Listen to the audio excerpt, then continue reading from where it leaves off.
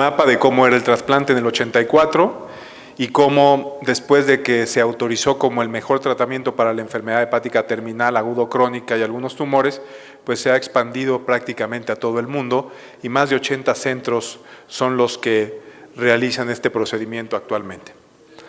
Esta es la primera publicación del primer trasplante exitoso que fue realizado en 1998, vamos a cumplir el próximo año 30 años del primer trasplante exitoso que se realizó en el Instituto Nacional de Nutrición. Este programa inició en 1985, pero tuvieron que pasar 3 años para que se pudiera concretar el primer éxito en el país. De ahí se han ido incrementando el número de procedimientos, ya han ido apareciendo diferentes centros interesados en este procedimiento, que ha ido incrementando a llegar, se llegó entre el 2002 al 2012, 2003 al 2013, una meseta de 100 trasplantes aproximadamente, y en los últimos 4 años se ha incrementado, no despreciablemente, porque de 100 a 170 pues es un incremento de 70-78%, pero todavía no suficiente para que se trasplanten o tengamos los requerimientos necesarios. Del trasplante histórico, pues como pueden ver, es prácticamente donador fallecido. Existen algunos pacientes que se trasplantan de donador vivo y estos son de pacientes adultos a paciente, de donador adulto a paciente pediátrico. ¿Y por qué digo que no son suficientes los órganos? Porque si vemos las causas de mortalidad en la población económicamente activa, la cirrosis es la segunda causa de mortalidad. Por lo tanto, deberíamos de tener un mayor número de estos procedimientos. Al ser 120 millones de habitantes o más, siendo la segunda causa, debería haber más pacientes trasplantados. Y en los siguientes 2 artículos le mostraré más o menos lo que ha ocurrido en el país con el trasplante hepático, comparándonos con otros países similares al nuestro, que es en América Latina, y que podemos ver cómo Argentina tiene 4.5 en el 2004, 3.9 en el 2000, digo en Brasil, y en Chile 3.4, me parece, no alcanzo a ver la diapositiva y aquí en la pantalla no se alcanza a ver muy bien. Pero nosotros teníamos 0.7, lo cual era bastante bajo. Y vean ustedes cómo Brasil y Argentina, principalmente, que son los fuertes en el continente, pues ya llegaron a 10 o a 8 trasplantes por millón de habitantes.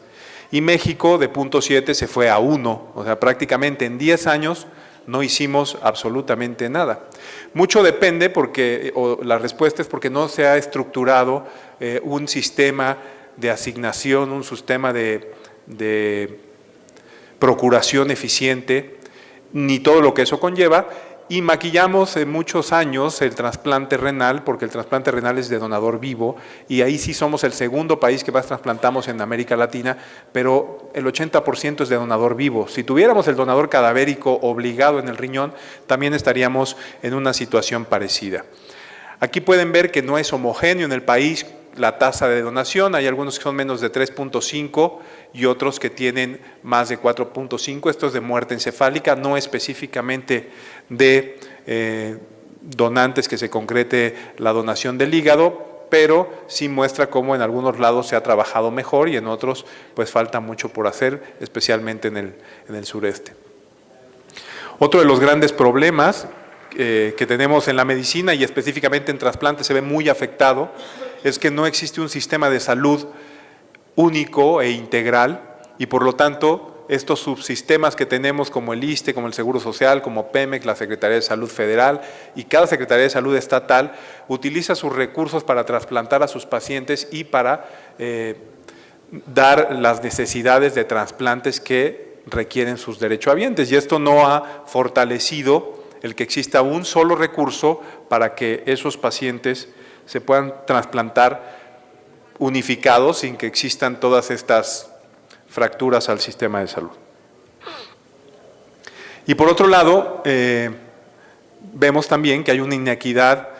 y no hay un acceso al trasplante hepático de manera muy importante en el país. al igual que el riñón. De riñón hay 120,000 pacientes en insuficiencia renal crónica terminal, de esos solamente la mitad está en diálisis y de esos solamente 12,000, el 10% está en una lista de espera para recibir un riñón, lo cual es muy bajo. En hígado ocurre exactamente lo mismo y más afectado porque depende mucho del donador fallecido, pero si les digo que es la segunda causa de mortalidad en la población económicamente activa, 400 pacientes, pues deberían de ser 4,000 para que todos los pacientes con cirrosis pudieran tener acceso a un sistema de salud. Y como ven, pues también los otros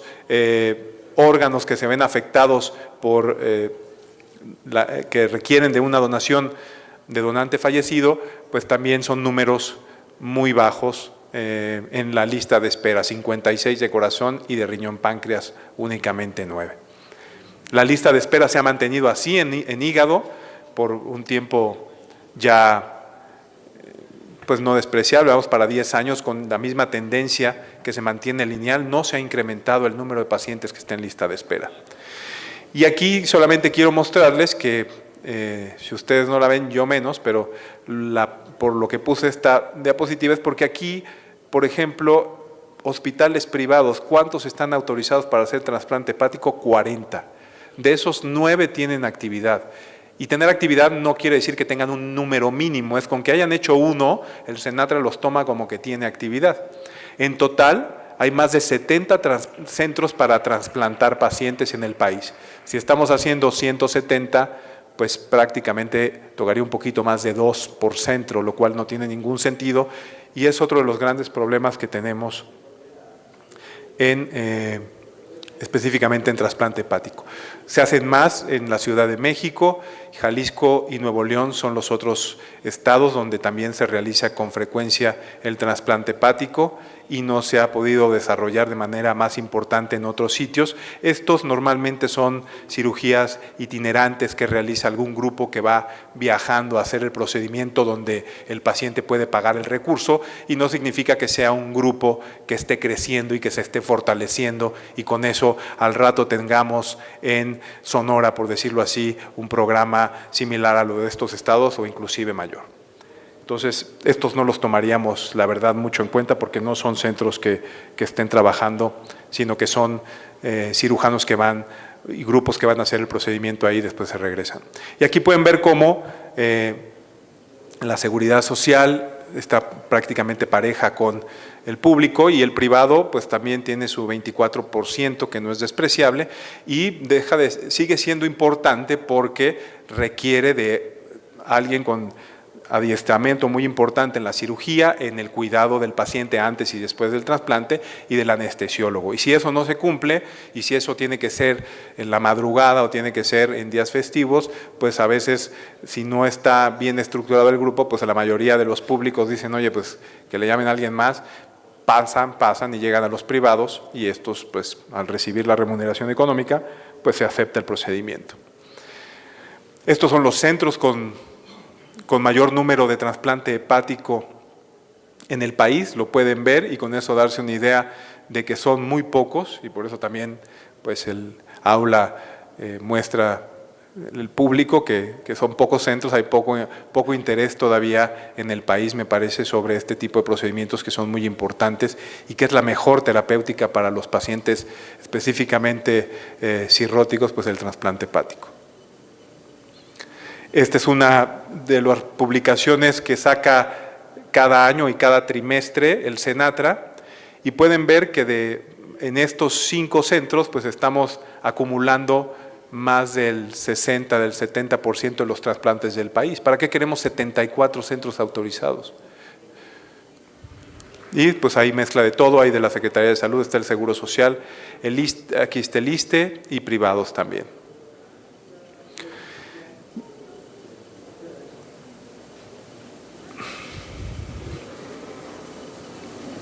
Y estos son el reporte de resultados que tampoco es obligatorio hacerlo en el país, es decir, de esos 174 pacientes trasplantados no es obligatorio decir cuántos se murieron, si es que se murieron a los 30, a los 90 días, el seguimiento a 1 año, a 3 años, a 5 años. Y solamente lo que uno busca y de repente encuentra en publicaciones aisladas, como este suplemento de la revista Investigación Clínica,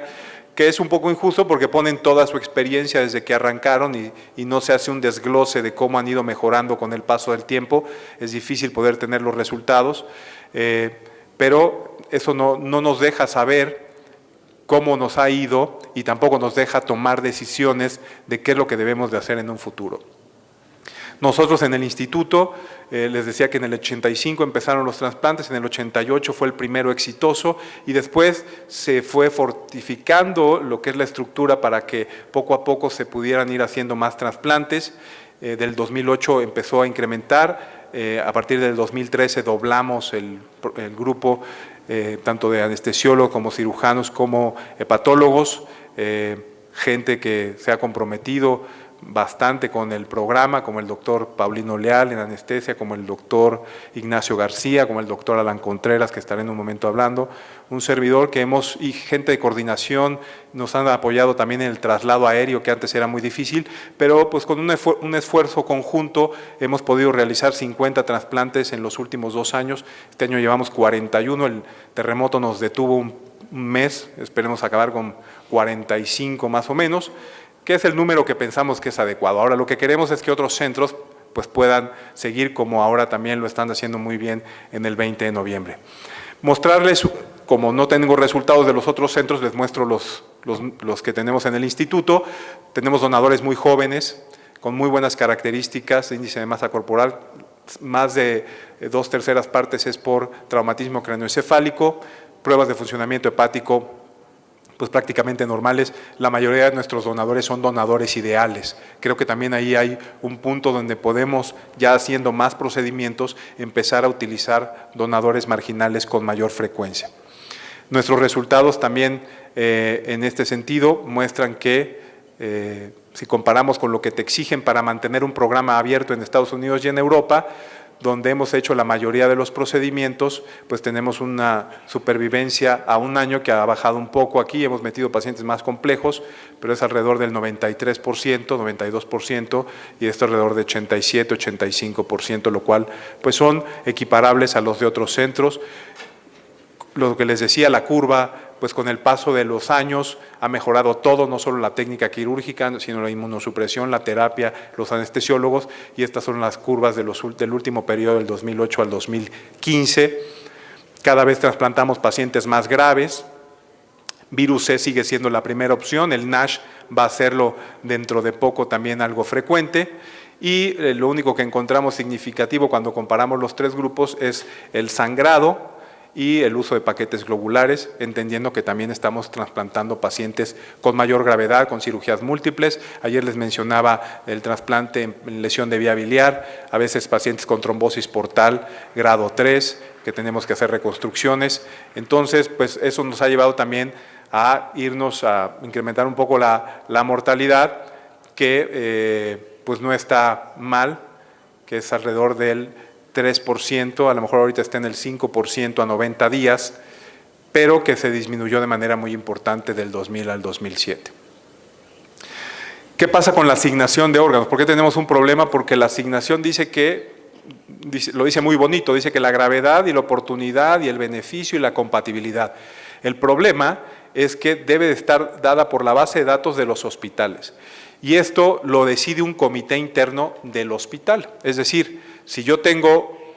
un paciente en esta parte, se generó en mi hospital, yo decido a dónde se van a ir esos órganos.